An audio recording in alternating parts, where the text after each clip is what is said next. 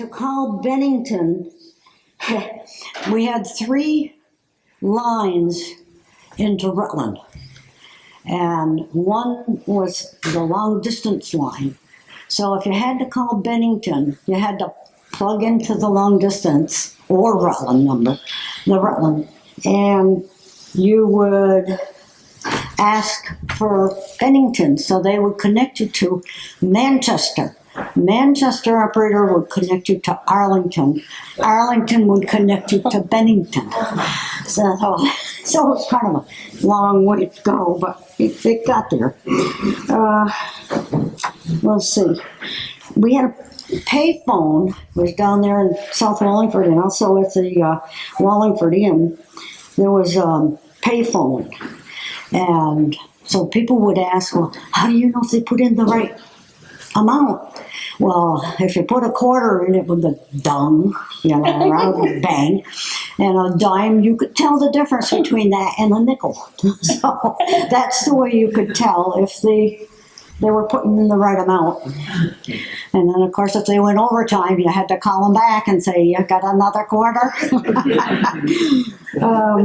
Let's see.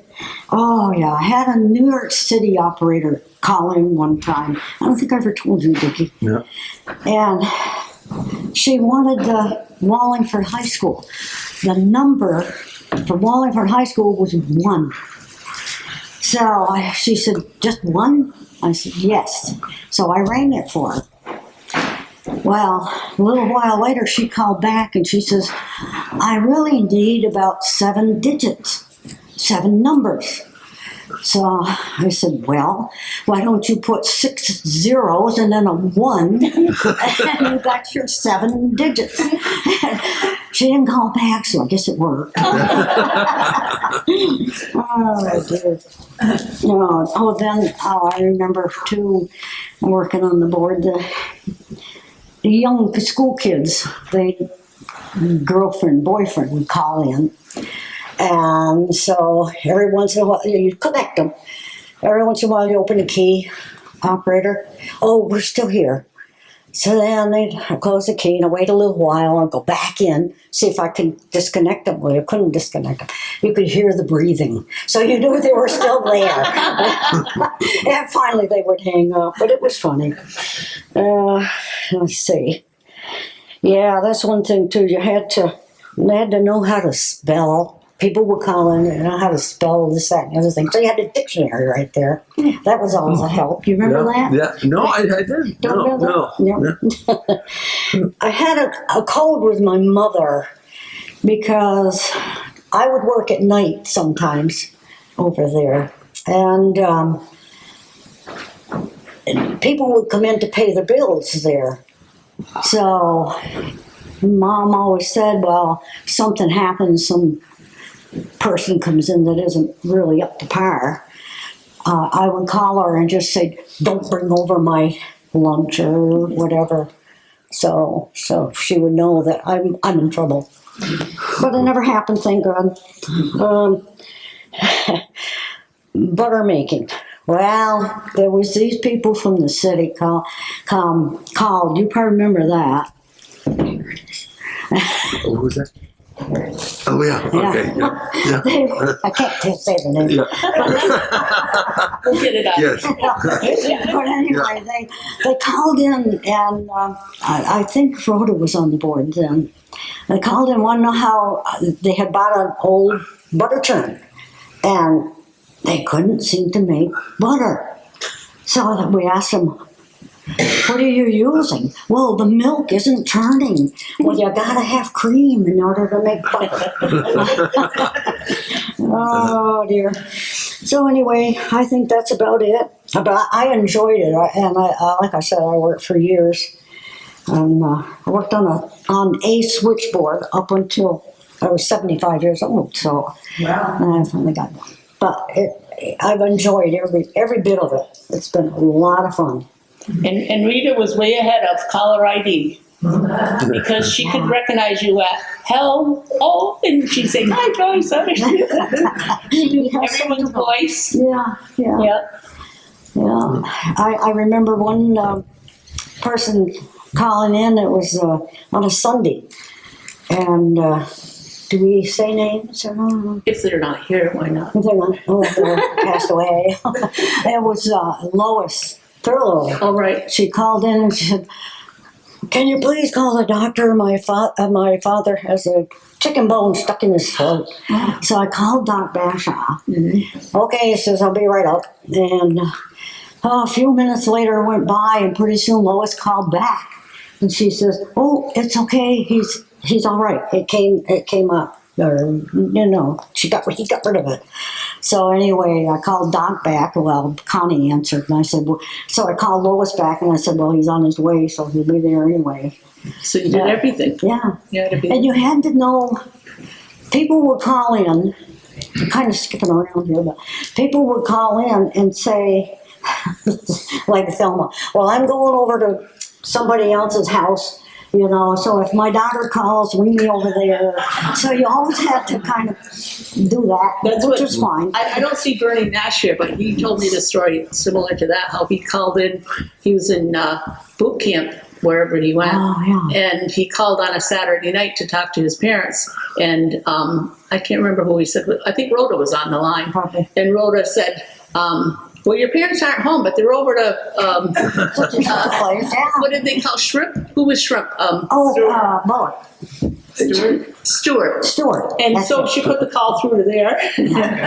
Oh, I did that more than once. Yeah, they'd go to play cards or something, Yeah. and you'd have to connect them over there, which is fun, So anyway. if someone's on the phone, I'm talking on the phone, you would have to check in to find out who the person's off the line, right?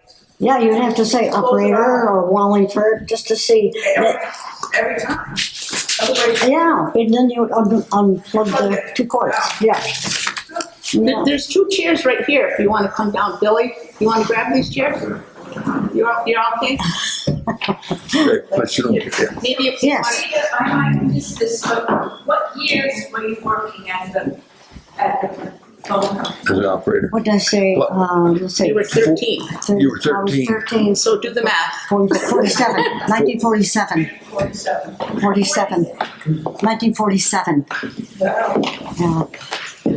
So maybe we should go over the locations so that when, Yeah, I think it'd when be we're, good. in the history book, it gives the locations. The first one was right across the street here in Fred Thurlow's old house.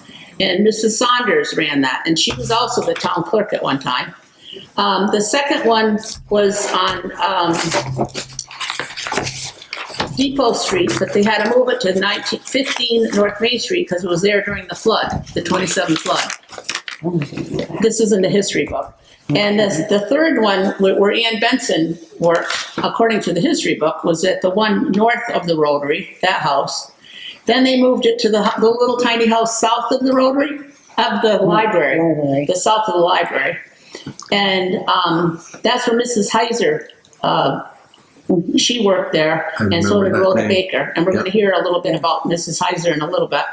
The fifth place was in 1964, they moved it, the Dial House out to the back of the house next to the library, which is that brick building that's in the field behind the library. And then it was at the time that the story was that the phones were all out for like a half an hour, and people were going, they thought, what's going on? What's going on? They moved it from the front of the building to the back of the building in a wheelbarrow. Yes, they did. No, I don't. When did they move it? Well, I had to been from one of the magneto boards, the Yeah. operator board, to a new house. Oh. That's what it been. No, when they moved it to the brick cement block building, Yeah. that was just Oh. pushing in heat coils, Okay. switching the wire from here to And then, there. of course, the last location is the one that's there now down on Route 7, the newer building, 1974. Yeah. And that's where, around when you came around, with your father. So Yeah. now we'll listen to Dickie Kendall. Yeah. Okay. Yeah, thanks for coming, everybody. I started in about 1966 working for the phone company. I just graduated from high school and started working summers, and I went to college, worked weekends and during the summer then. I can remember going from the switching from the magneto board down to the dial office. I wasn't working then, but I remember tagging along with my father, walking from that building down there, and then pushing in what they call the heat coils to transfer the customers from the old magneto board to the new dial office. The first equipment that they had down there was a North Electric all relay switch. Okay. And that was there until, what did we say, 64? I think you said it. And then it moved down to where the present VTEL data barn is now. Okay. One of the reasons why they went to a automatic switching service is very interesting. This, I don't know, it was Illinois, Kansas City, I guess it was. There was a magneto board, and people would call in, to be connected. And this was in the, give me the date here, 1892, 1891. There was 2 undertakers in town, okay? And one of the undertakers, his name was Stroger, wasn't getting much business. Okay, someone would call in for an undertaker, and the operator happened to be the wife of the other undertaker. Okay, so all the business went to that undertaker. So Mr. Stroger didn't like that. So he developed what they call a Stroger switch. It's a step-by-step switch. It was all automatic. So that's how the switching office started, okay? Which I thought was kind of interesting. So when we switched the equipment from the North Electric all relay switch down here in Wallingford, it went down to the VTEL building down there, and the first equipment we had was a automatic electric called CXP5, and that was a predecessor to the digital switch. Okay, and it was electronics, and it was kind of automatic. But to be honest with you, it never worked that great. I didn't think it had a tendency to lock up. And anyway, they did away with that, and they put in a digital switch, LiDAR. Now you got to keep in mind when they build the office to change out the equipment, you got to leave room, or hopefully you got enough room for the next advancement of telecommunications. So there was enough room, so they took out the CXP5, they put in what they call the TRW VIDAR switch, okay? And let me back up just a second here. Continental, when my father worked for the phone company, and when Rita was the operator, it was Rutland County Telephone and Telegraph, okay? And I was going to, sorry to back up like this, but I just thought of it. The name evidently was the same in, I think, 1928 when it moved to the Benson House. It was Rutland County Telephone and Telegraph. Yeah, so it changed a lot of names. Yeah, well, Continental bought it in 65. Continental Telephone, okay? Now, the name Rutland County Telephone and Telegraph, I'm assuming it must have had some connection to the railroad, okay? I don't know, but being telegraphed, the lines, I'm sure, were along the right of way of the railroad tracks. So just a little back up there in a second. So anyway, Continental bought it in 65, and we switched the CXP5 out to TRW VIDAR switch. And then TRW VIDAR went out of business. Okay, so there was no more expanding our network. The digital switch was in Wallingford, and we had one remote in Cuttingsville at that time.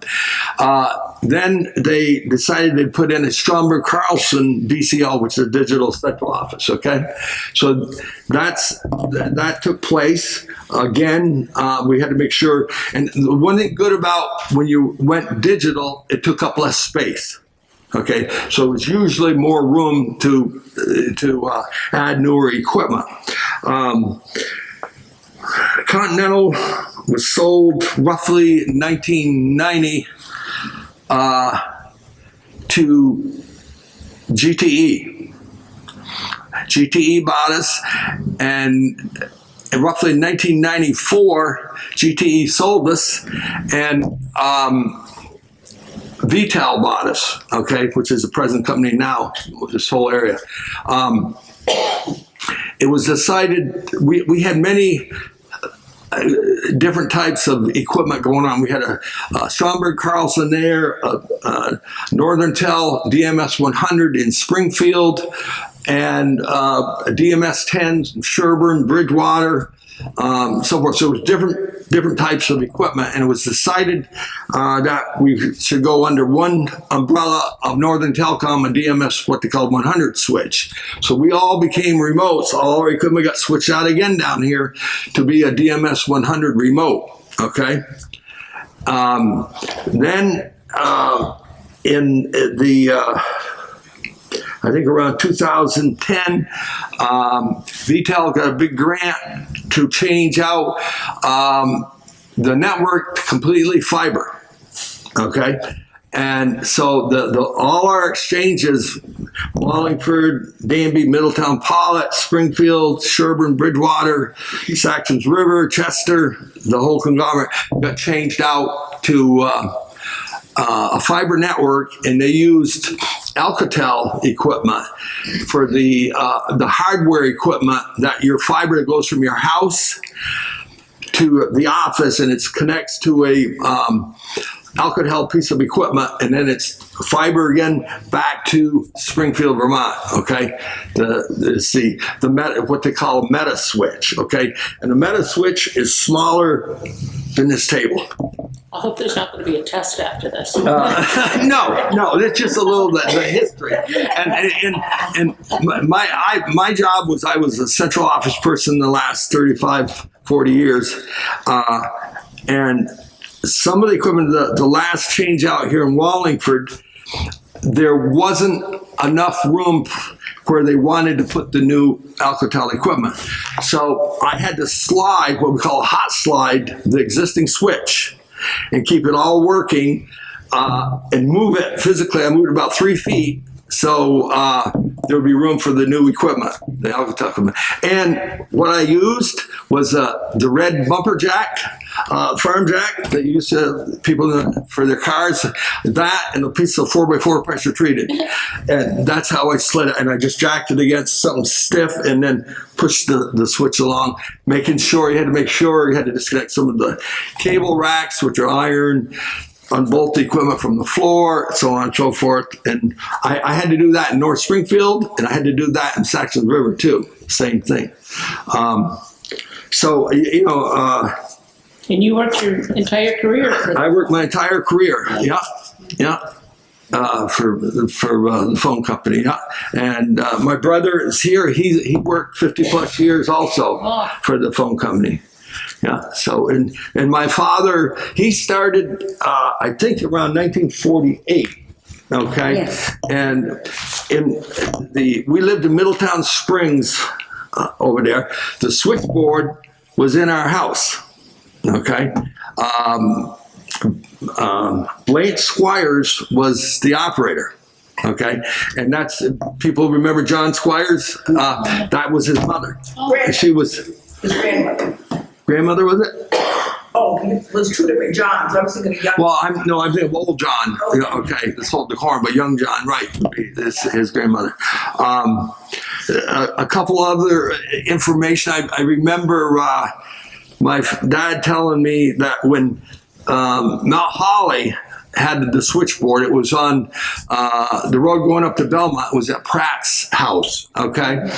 And Hollister Fletcher was the owner of Rutland County Telephone Company.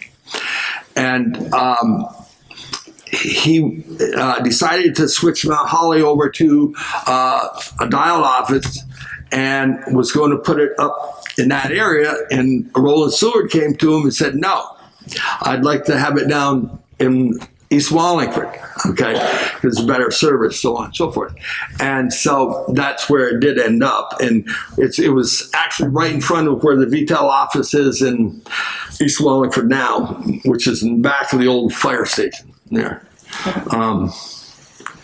So I've got some, there's a picture here I have of the cutover in Danby. My father and Marguerite Perry was the operator down in Danby, and it was 1961 when that was cut over. Okay. And Wallingford actually was the last, I think the last exchange to be cut over to dial. And the Rutland County Telephone and Telegraph exchanges. The Danby switchboard only had four trunks. Yeah, four. yeah. I went down and run that. Is that right? Yeah. I know Rita was telling earlier about the trunk lines. Okay, the trunk lines was what we call the toll lines. And it went from, actually I think it went all the way from Burlington to Bennington, didn't it, Dave? Yeah. And it was, it crossed 140 up there just above Elfin Lake. And it came out on the Crick Road, where if you're headed north on the Crick Road, where the road comes right real close to the creek, that's where it crossed right there. And that was the boundary for Bell Telephone versus Rutland County Telephone, then Contel, so on and so forth. And back then, I remember going one time with my father. It was, and this was all open wire. This pole line they had up there. It was 5 or 6 cross arms with 10 pins on them, and all the service went down. And I remember going up there, and a big tree had come down. And it was middle of the night, and that tree was full of phosphorus. It just, the whole sky, the whole air was all just lit up. It was the eeriest thing you'd ever seen. You know, I remember bringing a piece home and just, close the door and look at it, and it was amazing.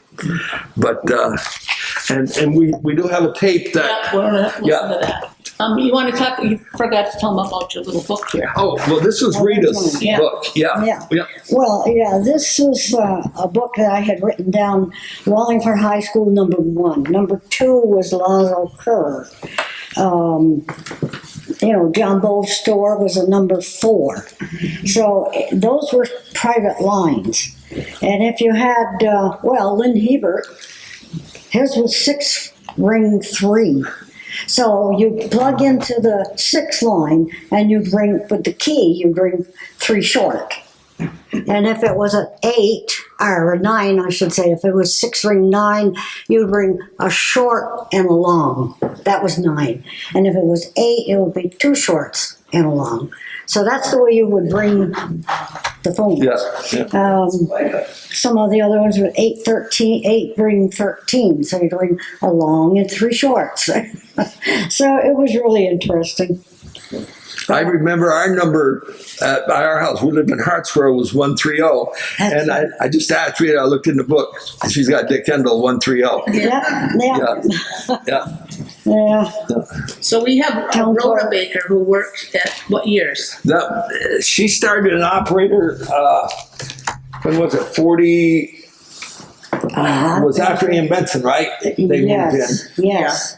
Probably 50s and 50s was So let's see, maybe she says it at the beginning. And then Rhoda was the operator here, and then I know when my father he transferred to New York under Continental, and then Rhoda took over and became the first supervisor for Continental Telephone System in the whole network. Yeah. So hopefully we're going to be able to hear her well. We didn't test this all the way through, so. Across the nation. Until we lose you, Rhoda Baker, for a heartless number faker, we lose your rare and special gift of giving us a daily lift. You've made a telephone a joy, a human thing, no numbered toy. There'll never be a phone like you. Rhoda, we'll be seeing you, Elephant Pitch Catchy.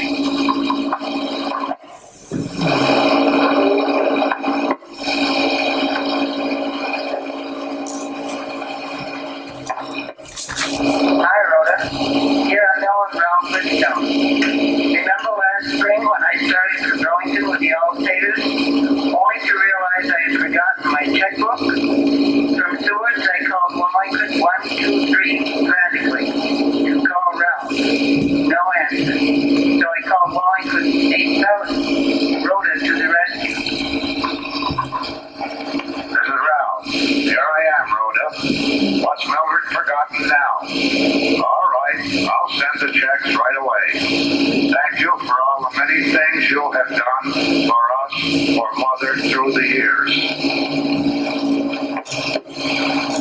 Hi, Rhoda. This is Connie Dashaw. I have an emergency call. Please help me find Don. He will be at the following places. In a matter of minutes, Rhoda has found Don for me.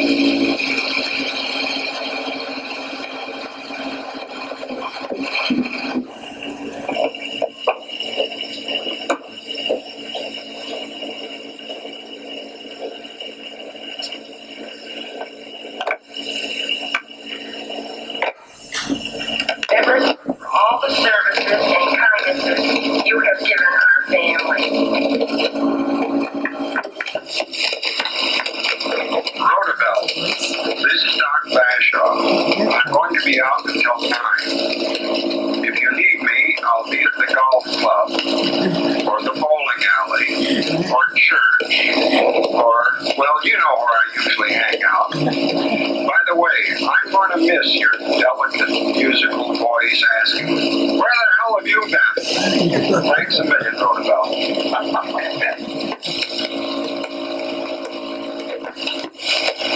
Rhoda, this is Pudge Bashaw. An accident just came to the door and Dad's at home. What do I do? You call the hospital for me? Thanks a million, Rhoda.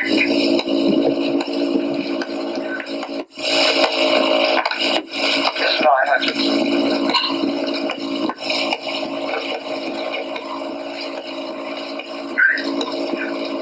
Rhoda, when your little granddaughter grows up someday, she's probably going to ask you what you did, and you'll say you were a telephone operator, and she'll say, well, what's a telephone operator? And well, I don't suppose your answer will be quite adequate to explain to her what the telephone operator has meant to us people here in Wallingford. You just send her to me, and I'll tell her that you've been the best friend this town's ever had.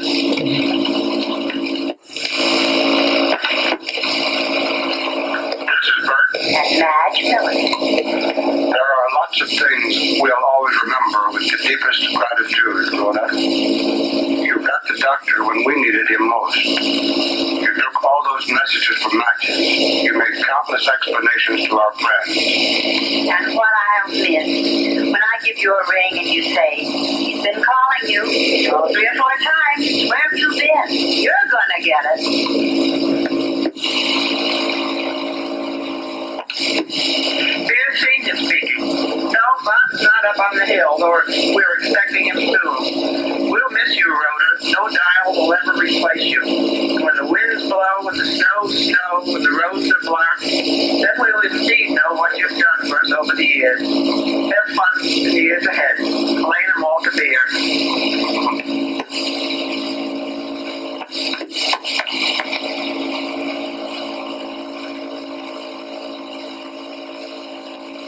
Rhoda, what will we ever do without our answering service?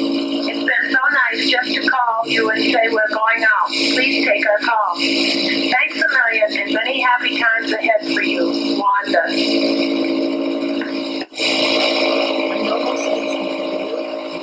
This is Mary Welch. When you were a sweet little 7-year-old going to school to me, I never thought you would become such a pop to the whole town. How shall we ever get along without you? A dial is so impersonal.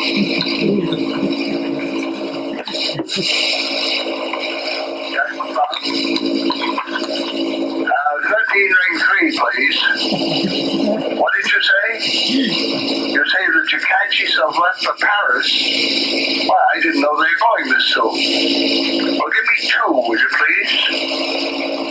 You say the girls have gone to Copenhagen? Well, I'm surprised that they've gone. How about the Gene Vogels? Should I talk with them? You say they've gone to Sydney, Australia. My goodness, well, how are people running out of the town? What is it? Are they afraid of this dial business they talk about? And you say you're retiring next Tuesday afternoon? Well, I'm greatly surprised. surprised at that. We'll have to get along with this machinery business, then, will we? My goodness, that's going to call for a change of life, is it not, for all of us? How terrible. Well, Rhoda, I hope your employer, Mr. Fletcher, excuse me, Mr. Fletcher, I suppose he has arranged a very tidy pension for you, so you won't have to do anything. Oh, is that so? He hasn't done anything. Well, I'm amazed at that. Well, Rhoda, the best of luck to you. We'll miss you terribly. You've been a wonderful person in our village, and we'll have a terrible time getting adjusted in this newfangled thing you call the dial.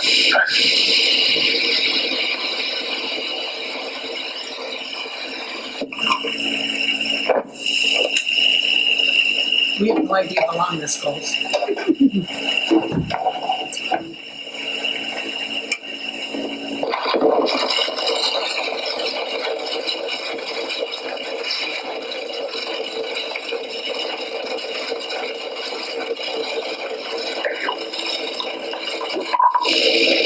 Rhoda, this is Cell Rep Lee.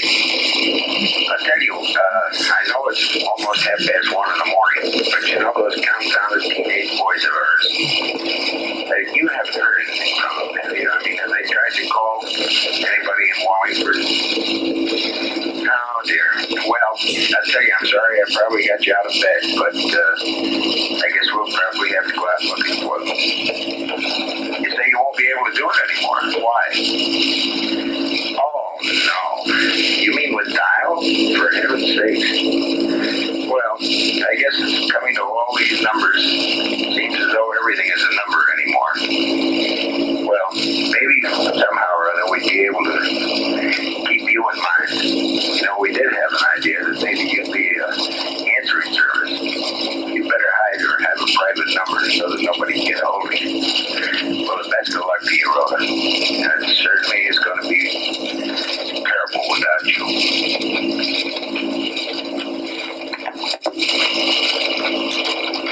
Hi, Rhoda. This is Marcy Radley.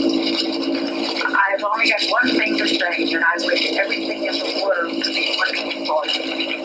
And we're going to miss you terribly. I have stage fright, so goodbye and good luck. Rhoda, this is Selma asking what's new. What am I ever going to do without you? And all this time you've taken care of all our orders, kept our family in the pulse of my whereabouts. I'm certainly going to miss you.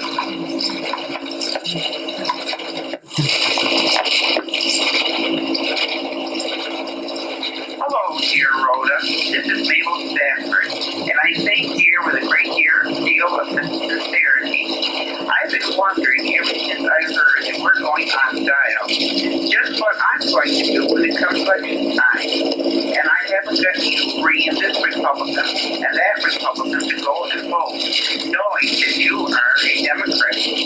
But I'm sure now that you're going to retire from the telephone company, that you will have a lot of time to think. And I'm sure that when you go to the polls, that we will know that you're one of us. If we only could look over your shoulder and see how you voted. No matter where you go or what you do, Rhoda, I wish you much happiness and success.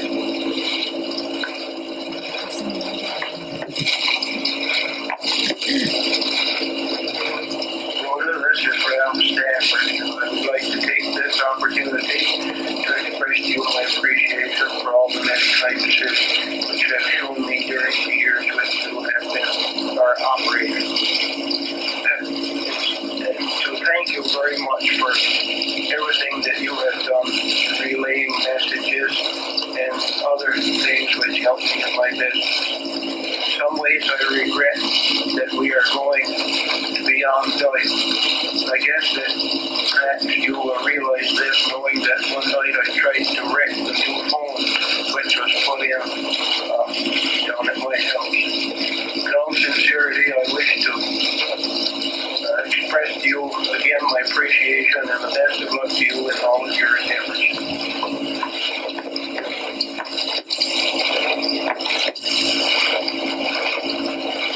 Checking in, Rhoda. What's new? This is Ethel Stroud.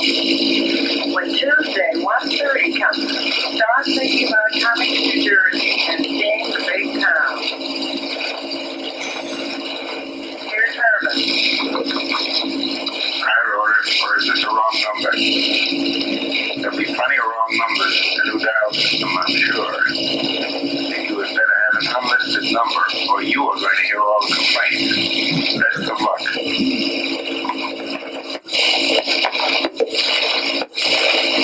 Hello, Rhoda. This is your friend Alex from the street. All I can say is, as a member of the anti-digital dialing league, named former Buttermaker, is that we're going to miss you. Don't be surprised if I dial you some night on how to do something neither one of us knows what to do. And now I'll turn you over to my wife, Judge. Hi, Rhoda. Sorry Penny aren't here.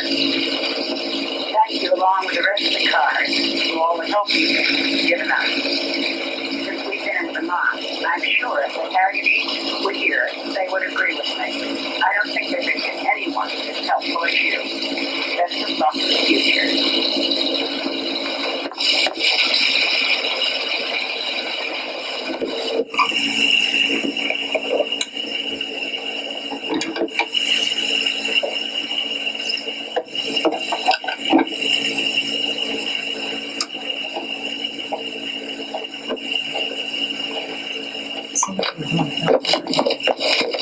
Hello, Bobby.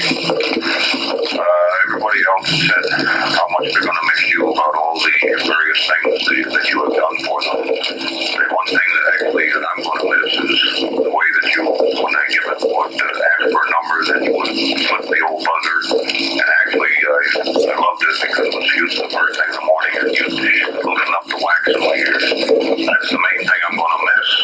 So consequently, I think I'm going to have to go out and buy a dial soap. Good luck to you. And now I'd like to introduce the woman who's given you the most trouble during the tour of duty that you had on all the various complaints that you had with D Street not being sold and so forth, or still. Rhoda, I'm sorry I gave you all that trouble about salt and so forth. But what will the dial do when they want to find me and can't, and they'll just cut off a couple of fingers?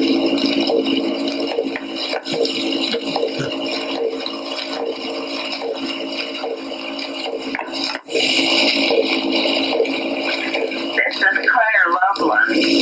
Rhoda, this is one of the things I never thought I'd have to do without in Vermont. Hearing you answer the phone in the middle of the night when my electric blanket goes off, the only thing I have to do is just pick up the phone. We have no electricity, Rhoda. Now, I'm going to have to wait till I dial all those awful numbers. Good luck, Rhoda. We sure gonna miss ya. And now here's Lovey.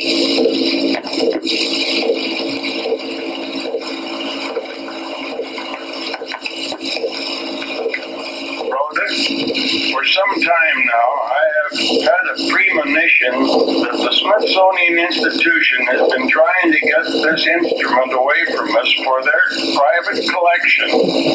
I don't mind seeing them take that out, but I don't consider that the substitution of this dial and the loss of you represents any kind of a fair replacement. On the other hand, we wish you good luck in your new career and may you have much happiness. And now, here are Mr. and Mrs. Raymond C. Todd. Hello, Rhoda. Do you remember the time we asked Rhoda to make a phone call for us? Yes. We were to spend Christmas in Schenectady. And the weather turned so stormy that we decided to go by bus. An hour before time for the bus to leave, we tried to call Schenectady, but the clocks were away. 10 minutes before the bus was due, you said, let's ask Rhoda to get them when she can, and tell them to meet us in Albany. When our bus arrived in Albany, there they were. Rhoda did it again. Do you think a dial would do that? Not goodbye, Rhoda. Just just hello again. But only for a little while.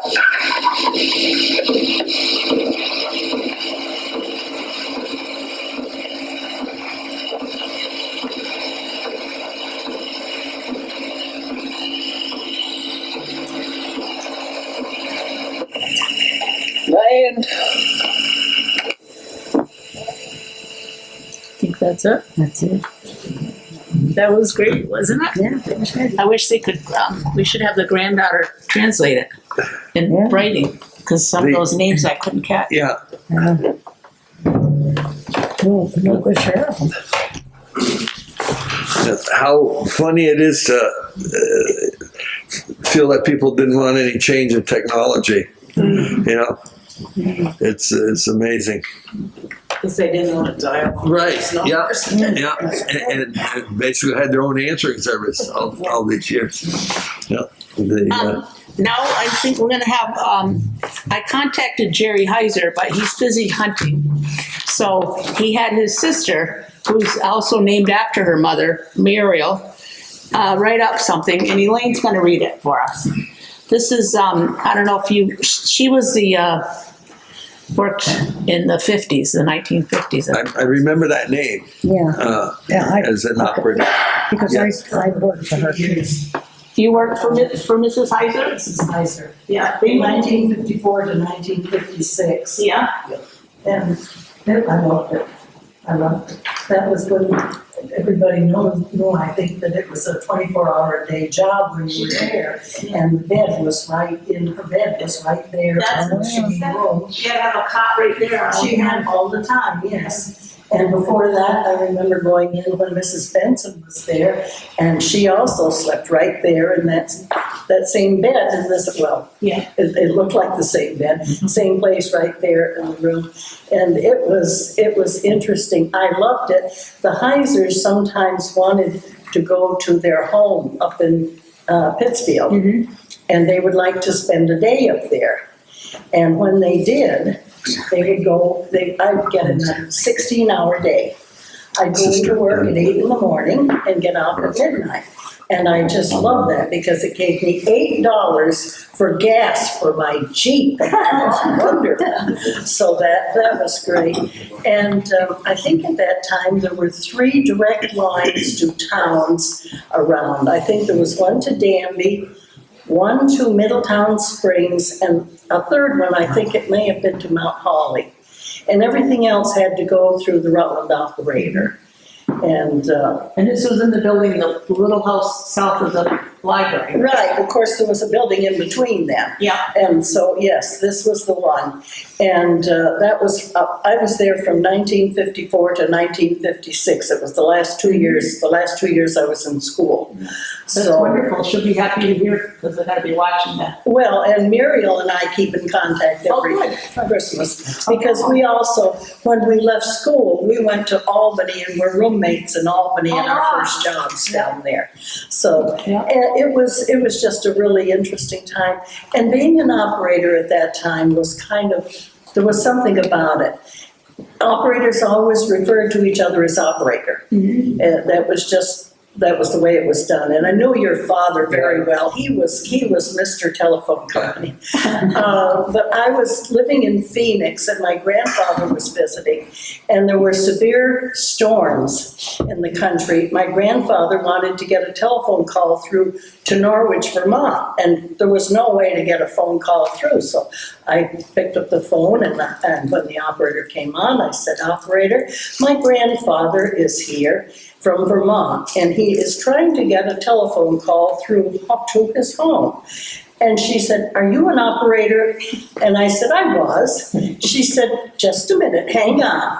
And about 3 minutes later, my grandfather had gotten through to his home, and she put the call, she routed around all the way around through Canada. I don't know how far around through Canada she routed that, and got around the storm. And so my grandfather was able to talk with the most interesting thing, and it wasn't really interesting, the most outlet, I don't know what you'd call it, was during the time that I was working there was an accident that involved several young people in town, and it was a severe automobile accident. And everybody was calling saying, how are they? What's their condition? And as Rita said, everybody called the operator for everything. Yeah.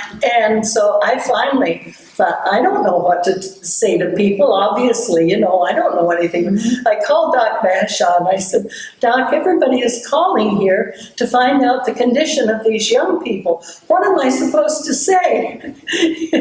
Typical doctor fashion. He said, tell them they're doing as well as can be expected. So, Lady, you want to read what Sure. Muriel says? Muriel Heiser, my mother, was the switchboard operator for the telephone exchange in Wallingford from 53 to 56. These separate installations were referred to as telephone exchanges before they all went one by one to the dial system. For Wallingford, that was in 1956.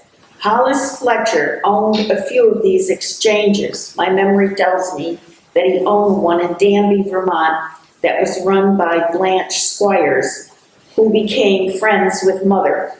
Richard Kendall and Earl Bowen were the linemen and maintenance men. Mary Brown, nicknamed May, worked in the office, which was attached to the small house wherein the switchboard was installed. She was bookkeeper and treasurer, sending bills and receiving payments. It was a tight operation. What was it like living with a switchboard in your house? When our mother took the job, she moved my two brothers, Gerald and Henry, and me, from Pittsfield down to Wallingford, and they were aged 14, 15, and 16, where we then attended high school. Our father stayed behind to take care of our home. The board itself took up the midsection of the house, which was likely the dining room previously. My brothers and I assisted Mother as, for her, it was a 7-day-week, 24-hour-a-day job. Rita Boyer and I believe another young woman who had experience with running the board before we moved to town also assisted Mother at times. As she was solely responsible for running the switchboard, Mother slept on a cot next to it to take any emergency calls that might come in. There was a switch high up at the right side that she could pull nights to increase the sound level of a ring from anyone that might call in an emergency. Townspeople respected normal daytime hours, seldom calling the switchboard after 10 p.m. Mother made many friends in those short years in Wallingford, as she was a very engaging and outgoing person. She was a history buff and wrote historic and folklore articles for Vermont Life and the White River Valley Herald and other publications while balancing working and raising children. An article about the Brookfield floating bridge that appeared in edition of Vermont Life is in the Library of Congress in Washington, D.C. One small story from my older brother, Gerald. I do remember that big buck I hung next to the door the year 1953 that we moved there, 11 points, 198 pounds. Dick Kendall had me move it to the Wallingford locker. Wallingford was very welcoming to my mother and brothers and to me.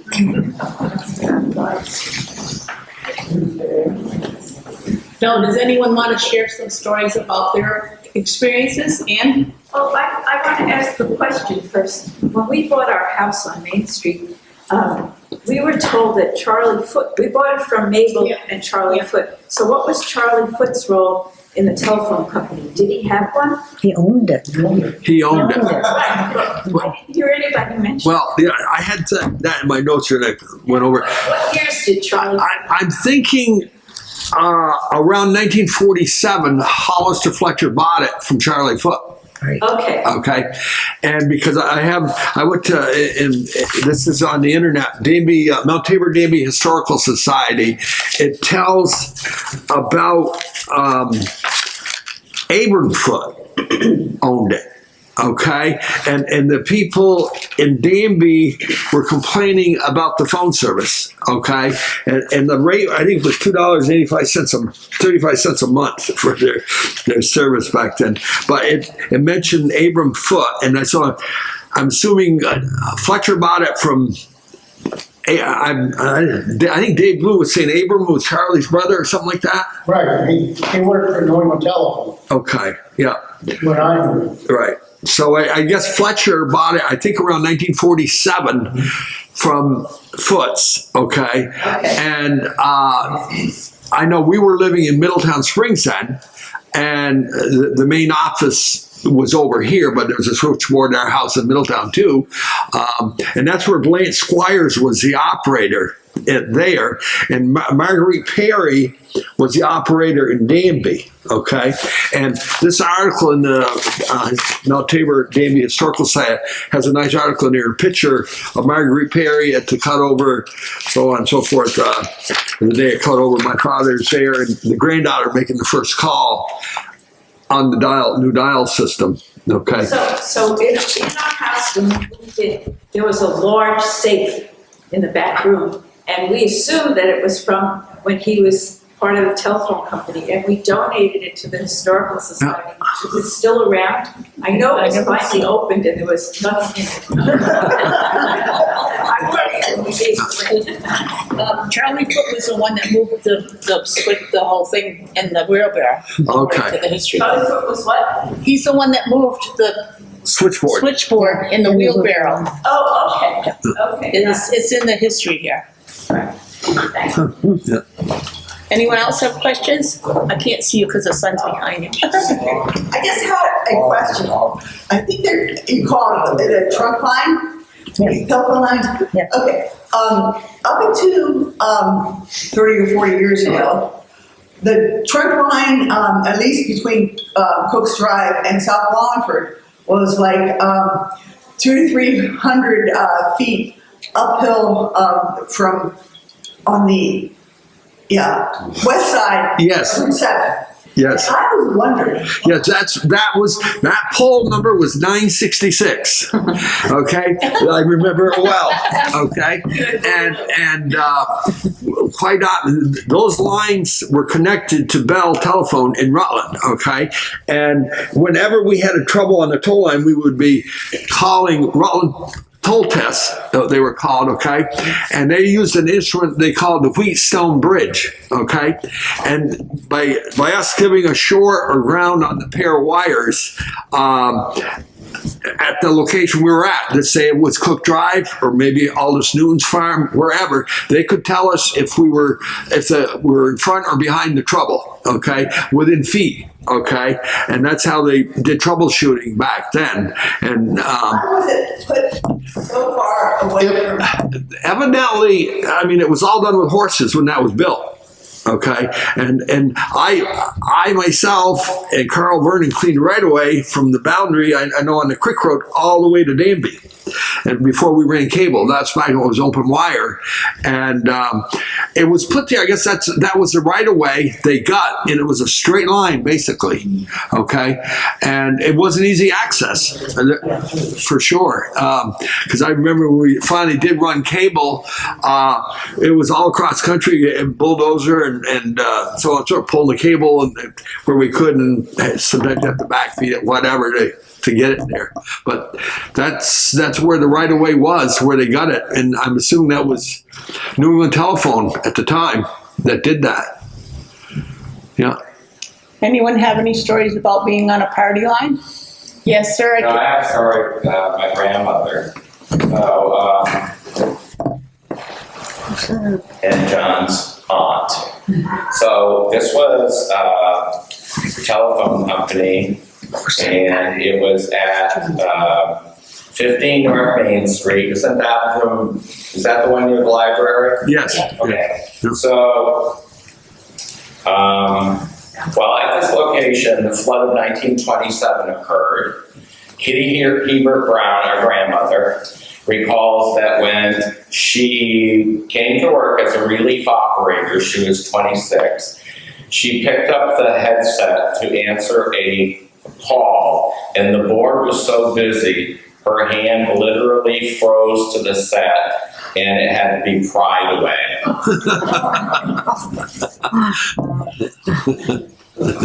Yes. My name is Lorene Fish Wilbur. My mother was Betty Wheeler Fish, and when she was Betty Wheeler, she worked for the telephone company when Ann Benson was there.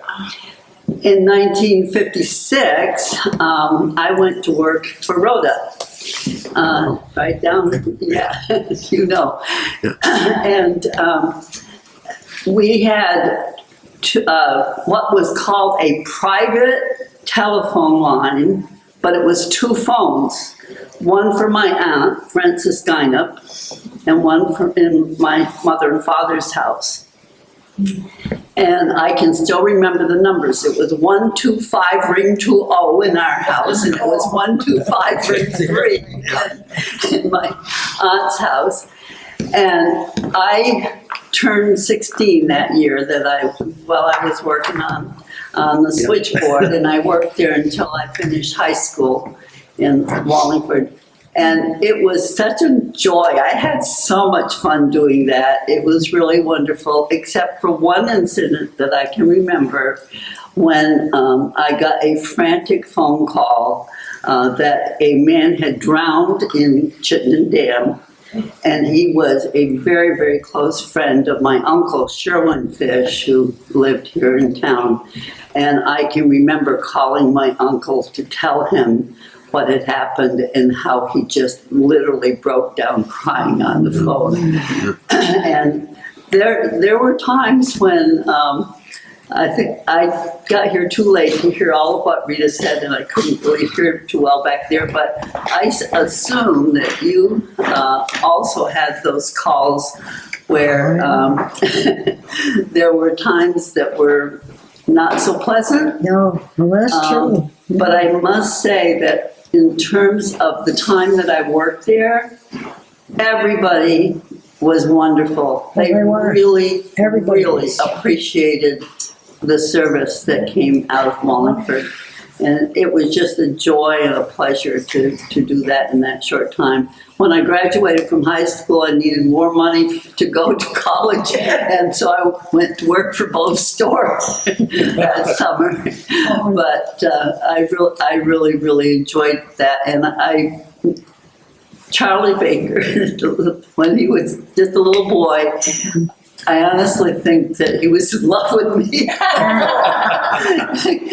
He couldn't do enough for me while I was there, and before he passed away, I would see him occasionally, and he would always throw his arms around me. It was just a joy to be in that household with Rhoda and the children and so forth. And yeah, she slept in there too, like every operator did.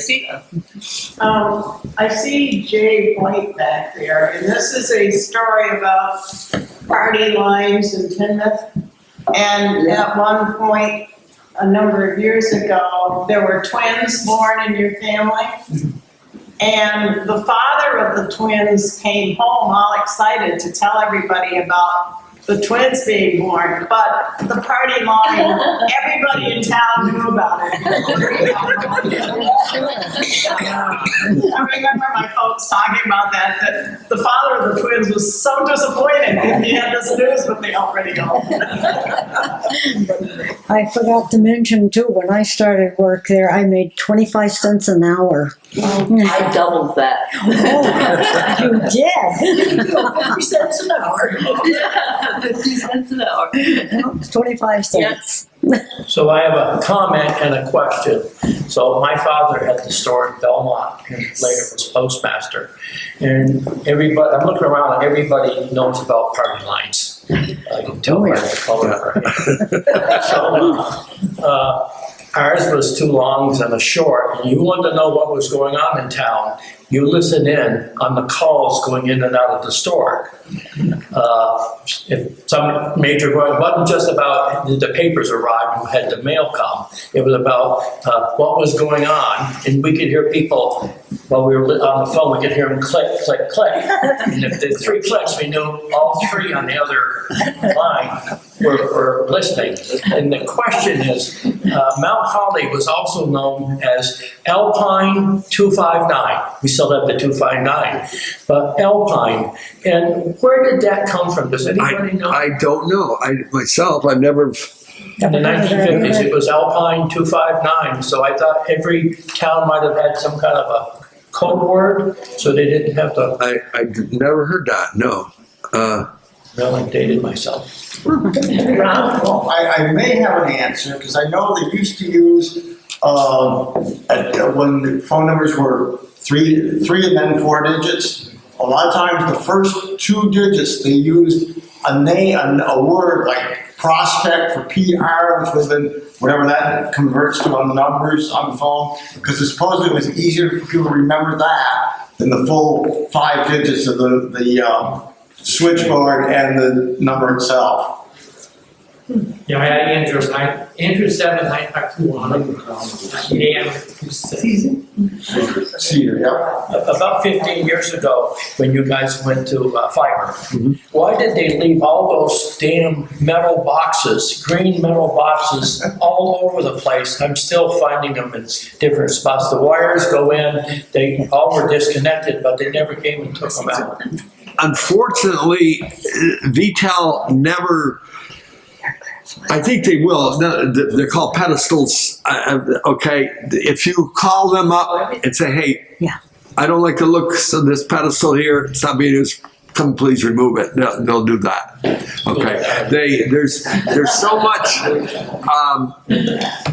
Unfortunately, when they went fiber, they had to lash the fiber to the existing copper, or to the existing copper cables, okay? And so it's what they call overlashed. So there's so much plant out there that's really not being used, the old copper plant, but it would be just cost prohibitive to go and specifically unwrap the copper, let the copper down, then rewrap the fiber, okay? And the only other way to do it is make a higher pole line that would accept more, cable. And so eventually, hopefully sometime they'll come down, or there'll be a new technology, all wireless or something like that. I mean, the Wallingford office has had 5 different types of equipment put in it down there since 1974. So it's just it's a lot of change out. And who knows, obviously it's probably going to be wireless next time. So no one has any juicy 4-party line stories they want to tell? This is not a juicy one, but when we moved to Wallingford in 1940, we were on a 9-party line. I wondered. We were 10-party lines. Really? Yeah. Yes. Oh, yeah. Wow, here, this one. Yeah.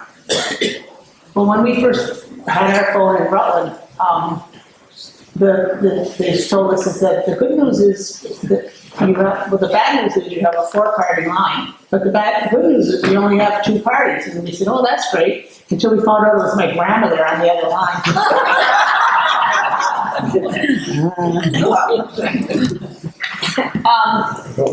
The other thing that Muriel said, she said that she thought we might like a little levity, and I guess this is more of an insider joke with operators. She said, the joke that went around the switchboard community in those days was about the fellow who rang the operator several times until he finally got through to her. And she asked, "Were you ringing me?" He said, "No, I was tolling you. I thought you were dead." Did you hear that one? Anyone have anything else? I will tell you one other thing, and that is that at the time that I started working there, I had just started dating the person who was now my husband. And he used to come and sit in the office with me when I had to work nights sometimes, and sometimes on the weekend. And he always brought a bag of Hershey's Kisses. I never forgot that. You know how to win your heart. But we did hand them out to the kids too. And you still, I bet he still brings it to you, huh? Yes, he does. Maybe they were the heavy breathers. Maybe you guys were the heavy breathers that I do.